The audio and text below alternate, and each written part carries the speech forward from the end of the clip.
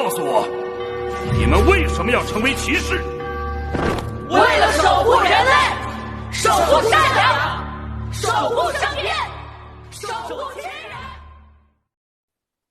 Halo guys, jumpa lagi dengan Mimin Oyen GG. Mari kita lanjutkan cerita Donghua Zhen Yin Wang Yuo Throne of Asil Part 4. Gak usah lama-lama, langsung aja ke alur ceritanya. Suara King Yu datang lagi, tetapi dia baru saja menjelaskan beberapa keterampilan pedang sederhana, dan suara itu menghilang. Long Ho Chen yang baru berusia 9 tahun harus menghadapi gua yang gelap, semut burung hantu yang gila, dan rasa sakit yang semakin hebat sepanjang waktu. Karena rasa sakit yang parah, kecepatannya melambat lagi dan lagi, tetapi selama dia memikirkan ibunya, keberanian baru menggema dan muncul di hatinya. Semut dan burung hantu hanya memberinya rasa sakit yang parah. Long Ho Chen menggertakkan giginya dan menahan rasa sakitnya. Dia mengayunkan pedang bambu di tangannya berulang kali. King Yu berdiri di luar gua, merasakan berlalunya waktu setiap menit dan detik, dan ekspresi wajahnya bergerak beberapa kali. Dia mengangkat tangannya lebih dari sekali untuk mendorong batu itu menjauh darinya. Tapi Ho Chen masih menahannya. Jika salah satu dari anak-anak Aula Odin berlatih seperti ini, saya khawatir mereka akan ketakutan dan pingsan segera setelah mereka memasuki gua ini. Namun Long Ho Chen masih terjaga sepanjang waktu, dan dia telah berjuang keras melawan semut burung hantu. Semut burung hantu tidak beracun, tetapi mereka dapat dengan mudah membawa rasa sakit yang parah kepada orang-orang yang memasuki gua ini. Tubuh mereka yang panjangnya hanya beberapa inci tidak hanya sangat keras, tetapi juga memiliki kekuatan serangan yang kuat. Mata King Yu terus berubah, dan metode yang dia ambil untuk melatih Long Ho Chen sangat ekstrim. Namun, dia sangat menyadari manfaat yang dibawa oleh metode ekstrim ini. Selama Long Ho Chen bisa mendukung dia, kekuatan spiritual yang luar biasa akan dikembangkan pada kecepatan tercepat. Dan bersama dengan banyak manfaat lainnya. Manfaatnya adalah bahwa pikirannya tidak bisa runtuh. Setengah jam penuh, sepertinya 1 abad telah berlalu. Ketika seluruh tubuhnya mati rasa karena rasa sakit, dan dia tidak bisa lagi mengayunkan pedang bambu di tangannya, tubuhnya melunak menjadi koma. Pada saat ini, batu di atas gua terbuka, dan ada kekuatan menarik tubuhnya ke atas. Dan semut burung hantu yang tak terhitung jumlahnya ditekan oleh kekuatan sihir dan tidak bisa terbang keluar dari gua itu. Meskipun semua ini diatur oleh King Yu, ketika dia melihat Long Ho Chen saat ini, dia masih mengambil napas dalam-dalam, dan ada jejak tak tertahankan di matanya. Pada saat ini, pakaian Long Ho Chen ini benar-benar robek, seluruh tubuhnya hampir bengkak, dan wajah kecil awalnya cantik tidak lagi terlihat, bahkan sepasang pedang bambu miliknya banyak tanda digigit semut dan burung hantu. King Yu dengan cepat memasukkan ramuan ke dalam mulut Long Ho Chen. Cahaya dan bayangan melintas, dan kecepatannya beberapa kali lebih cepat daripada saat dia datang. Dan dia membawa Long Ho Chen kembali ke rumah kayu hampir saat berikutnya. Ada 3 rumah kayu secara total. Selain satu di mana guru dan murid mereka tinggal, ada satu lagi yang belum pernah dikunjungi Long Ho Chen. Pada saat ini, King Yu membawanya ke rumah kayu itu. Segera setelah Anda memasuki ruang rumah kayu dan panas yang kuat tertiup ke wajah Anda. Di tanah rumah kayu ini, ada kolam yang digali dari batu. Tepatnya ada kolam pemandian air panas yang dibangun di dalam rumah kayu. Air di kolam hampir meluap, dan air di dalamnya berwarna coklat. Dan ada banyak obat-obatan yang mengambang di dalamnya. King Yu dengan cepat melepas pakaian robek di tubuh Long Ho Chen, dan dengan hati-hati memasukkan tubuhnya ke dalam air kolam yang mengepul. Biarkan hanya hidung dan mulutnya yang keluar dari kolam. Ini adalah sumber air panas. King Yu menggali kolam ini, ada satu air panas, dan Long Ho Chen yang sudah koma tidak tahu bahwa bahkan 10.000 botol cairan penambah yuan tidak dapat dibandingkan dengan nilainya. Setelah setengah jam, King Yu berjalan keluar dari rumah kayu ketika ia melihat bahwa pembengkakan di tubuh Long Ho Chen secara bertahap menghilang. Matahari berangsur-angsur terhalang oleh malam, dan sebelum Anda menyadarinya, Senja telah datang. Sakit, au. Long Ho Chen yang terendam di sumber air panas berteriak dan bangun dari koma. Begitu tubuhnya bergerak, dia merasa alami tidak bisa menjaga keseimbangannya. Meskipun kolamnya tidak dalam, dia masih tersedak air liurnya. Dan dengan derit air, dia berjuang keluar dari kolam dan batuk dengan keras. Ini di mana? Long Ho Chen dengan kosong melihat uap air di sekitarnya. Dan kolam tempat dia berada, rasa sakit parah sekarang telah hilang. Kecuali seluruh tubuh bersih dan tidak ada penutup. Semuanya tampak telanjang. Pintu terbuka dan King Yu masuk dari luar dengan pakaiannya. Pakai pakaianmu dan keluar. Setelah penjelasan sederhana, dia berjalan keluar. Long Ho Chen berjalan keluar dari kolam dengan linglung, mengambil handuk di samping untuk mengeringkan tubuhnya dan mengenakan pakaian bersih. Saya juga mengingat semua yang terjadi di sarang semut dan burung hantu sebelumnya. Mau tak mau, dia menggigil saat memikirkan rasa sakit parah yang selalu ada.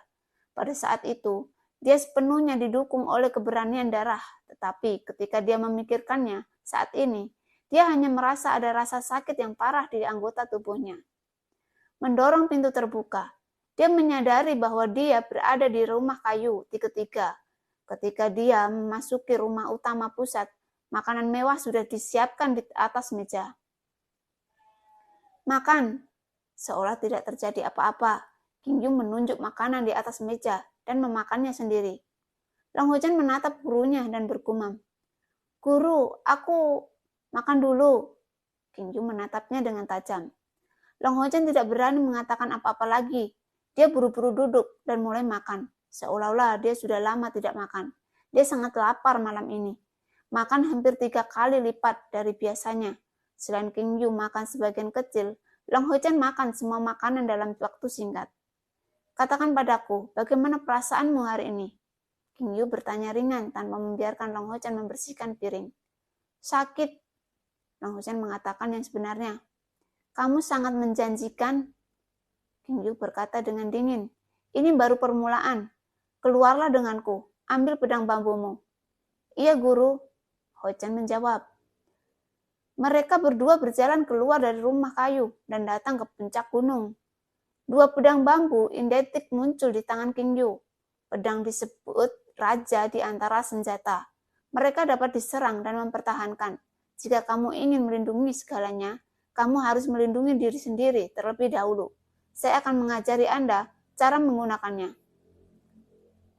Pedang bambu bergerak, tirai cahaya muncul, dan cahaya pedang seperti mimpi bersinar di puncak gunung. Sebuah kalimat setelah kalimat diikuti oleh cahaya pedang terus jatuh ke telinga Long Ho Chen ini. Dan hari ini kultivasi nerakanya baru saja dimulai. Selama 7 hari berturut-turut, setiap pagi King Yu akan mengajarkan Long Ho Chen semua jenis pengetahuan, termasuk astronomi, geografi, dan sejarah.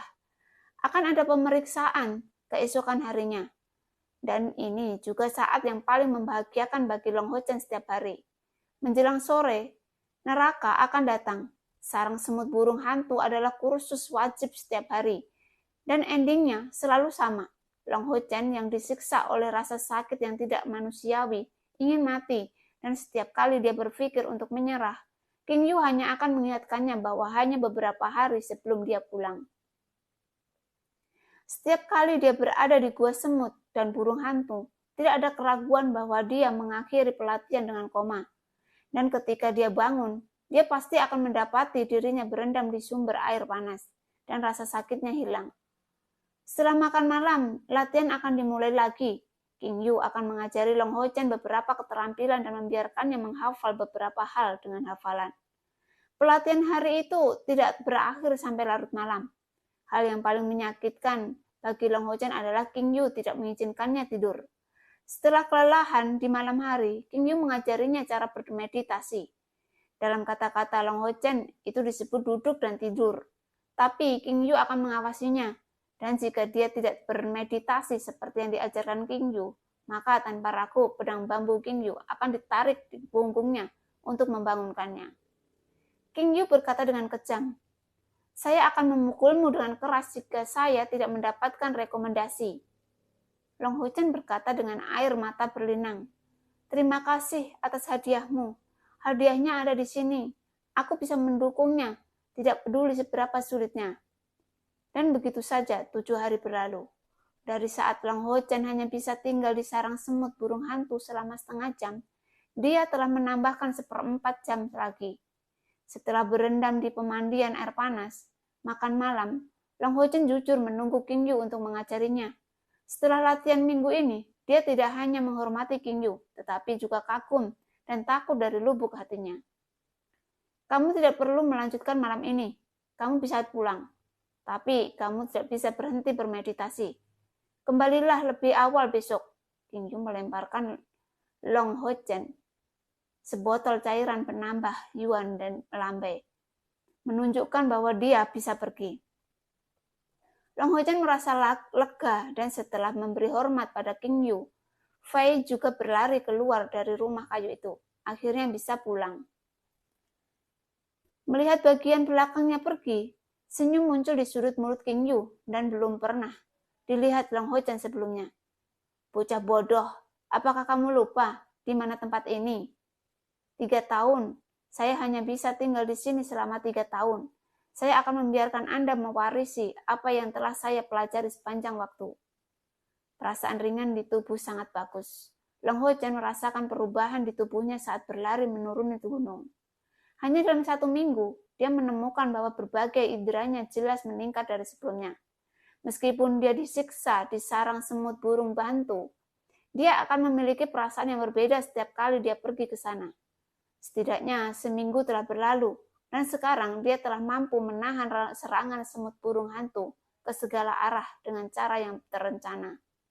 Kecepatannya, reaksinya juga jauh lebih cepat daripada saat saya pertama kali tiba.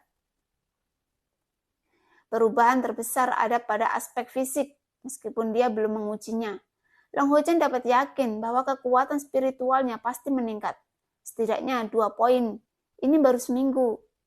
Meskipun dia harus melalui pelatihan yang menyakitkan setiap hari, dan dia bahkan tidak punya waktu untuk tidur. Setelah seminggu, tubuhnya yang awalnya kurus jelas lebih kuat, dan wajahnya jauh lebih cerah. Selain enak dimakan, wajar juga karena mata air panasnya dan berendam setiap hari. Long Ho Chen tidak tahu bahwa fungsi mata air panas dan ramuan obat disebut mencuci sumsum dan menempa tulang. Dia berlari menuruni gunung dengan penuh semangat ketika tiba-tiba bau amis yang samar menarik perhatiannya. Seminggu pelatihan untuk menghadapi kawanan semut burung hantu tidak sia-sia.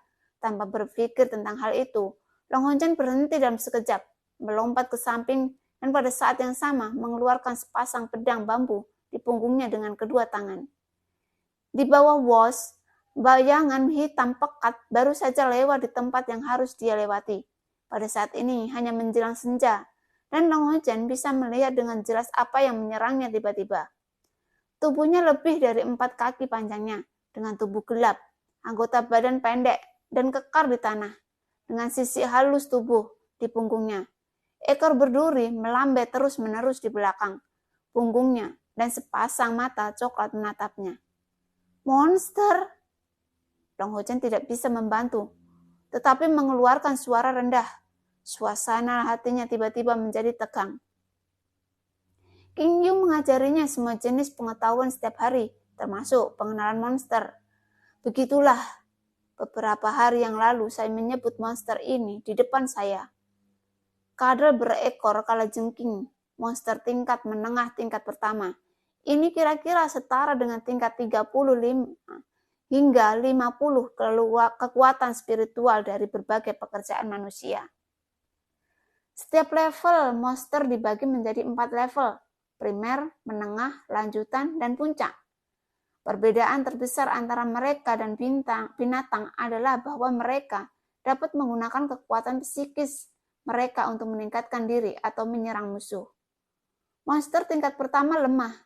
Mereka umumnya tidak memiliki kesempatan untuk menggunakan kekuatan spiritual untuk menyerang musuh. Mereka hanya dapat meningkatkan diri mereka sendiri. Ini adalah kasus dengan kadal berekor kalajengking ini adalah binatang karnivora. Sisik di bagian belakang memiliki kekuatan pertahanan tertentu, dan ekornya beracun dan kuncinya ada di perut. Hanya saja, biasanya menyerang dengan cara merangkak di tanah, sehingga jarang memperlihatkan bagian perutnya. Mata coklat kadang kala jengking itu menatap Long Ho Chen dengan ganas, dan mulutnya terbuka lebar, memperlihatkan gigi putihnya, seolah-olah dia bertanya-tanya, berapa lama manusia sekecil itu bisa makan? Ini adalah pertanyaan kalinya Long Ho Chen menghadapi binatang buas. Dia hanya merasa bahwa bulu-bulu dingin di punggungnya telah terangkat. Dia mengepalkan pedang bambu di kedua tangannya, tetapi tidak bertindak gegabah.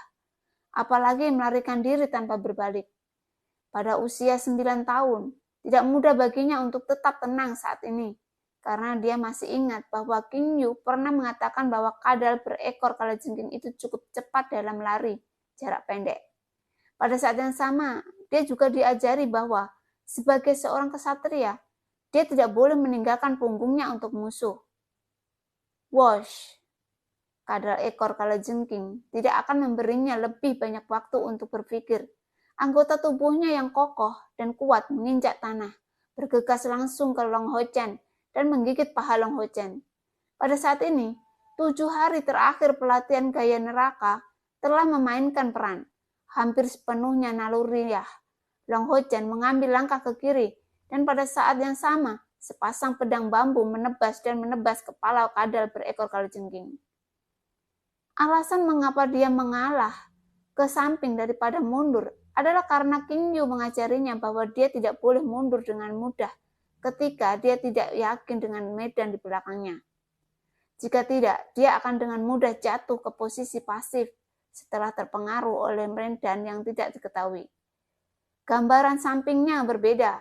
Kamu bisa melihat dari sudut mata, dan kamu juga bisa menghindar. 2 tipuan, meskipun pedang bambu itu keras, ringan, dan kekuatan penghancurannya tidak terlalu besar. Tapi Long Ho Chen saat ini tidak sama dengan dia begitu ketika dia baru saja mengambil penilaian kesatria pengawal. Dengan hampir 30 poin output, kekuatan spiritual, dia baru saja menghancurkan kadal berekor kalajengking itu kembali ke tanah. Tapi serangan kadal berekor kalajengking tidak berhenti di situ. Pada saat yang sama dengan tubuh jatuh ke tanah, ekor dengan kail beracun menyapu. Juga mengandalkan sepenuhnya pada kemampuannya untuk bereaksi. Long Ho Chen melompat dan mengangkat lebih dari 3 kaki.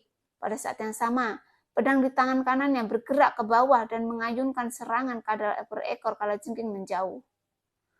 Pertarungan sederhana memberi Long Ho Chen kepercayaan diri setelah memblokir serangan kadal kalajengking 2 kali berturut-turut. Dia terkejut menemukan bahwa monster itu tidak menakutkan. Pada saat yang sama, beberapa keluhan di hatinya yang telah tercekik selama 7 hari terakhir juga banyak hilang saat ini. Dibandingkan dengan 7 hari yang lalu, kekuatanku lebih besar dan reaksiku lebih cepat. Tidak ada keraguan bahwa ini diajarkan kepada oleh guru King Yu. Kecepatan kemajuan seperti itu belum pernah terlihat sebelumnya. Meskipun pengalaman ruang bawah tanah semut burung hantu selalu membangunkannya dari mimpi buruk, dia harus mengakui bahwa efeknya sangat bagus. Kadal berekor kalajengking tidak mudah menyerah. Begitu melesat, ia bergegas menuju Long Ho Chen lagi. Apalagi kali ini, tubuhnya tampak sedikit membengkak. Karena Long Ho Chen sedikit tercengang setelah menanggapi serangan putaran pertama.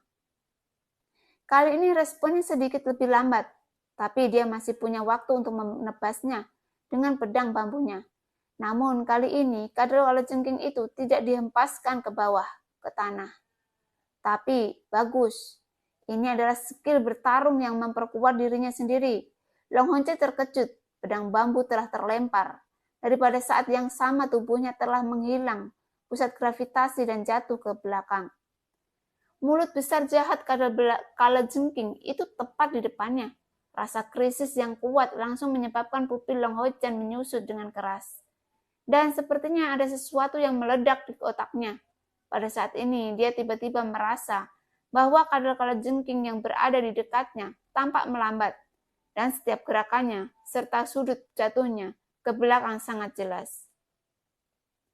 Jika ada yang bisa melihat mata Long Ho Chen saat ini, mereka akan menemukan bahwa di tengah mata birunya, pupilnya telah menyusut seukuran kepala peniti. Tapi matanya sangat tenang dan ada sesuatu yang samar-samar kurang pada orang biasa. Sebuah cahaya dingin menyala. Di pertempuran nyata pertama, Ho-Chen dimulai. Monster itu menyerang seakan sambil tersenyum. Jika kamu memiliki kemampuan, Anda dapat membunuh saya dengan kekuatanmu. Long Ho-Chen mengangkat kepalanya ke langit dan berteriak. Kekuatan itu tidak ada habisnya. Selama ada cukup kekuatan, aku bisa membunuhmu dengan pedang dan kemudian menguburmu. Dengan kecenderungan tubuhnya jatuh ke belakang. Pedang tangan kanannya menusuk langsung ke tanah. Pada saat yang sama, tubuh bagian atasnya bersandar ke belakang. Dan pedang tangan kirinya menyapu dengan seluruh kekuatannya. Pada saat ini, Long Ho-Chen hanya merasa bahwa kekuatan spiritualnya tampaknya telah menebus ke alam baru. Pedang ini menebas dengan keras pada rahang kadal berekor kalajengking. Meskipun gagal menjatuhkan kadal berekor kalajengking ke udara, ia juga menutup mulutnya yang besar dan ganas. Pada saat yang sama, Long Ho-Chen juga menggunakan pedang bambu di tangan kanannya yang menopang tanah untuk membungkuk kembali menjadi bentuk busur. Kaki kirinya tersapu dan menendang rahang kadal kalajengking lagi.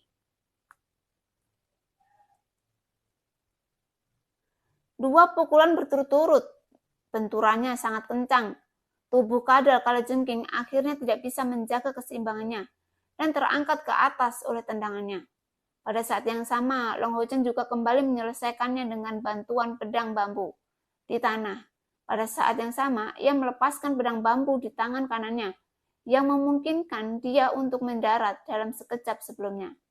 Pedang bambu di tangan kirinya membawa lapisan petir putih muda mendorong ke atas. Dengan tiupan, kadal berekor kalajengking yang diangkat dari tubuh bagian atas itu langsung ditusuk oleh pedang bambu di perut bagian bawah. Dan pada saat yang sama menahan keberadaan tubuhnya. Dalam jeritan melengking, ekor kadal berekor kalajengking menyapu dalam sekejap, membuat perjuangan sekarat terakhir. Namun Long Ho-Chen sudah mengambil keputusan.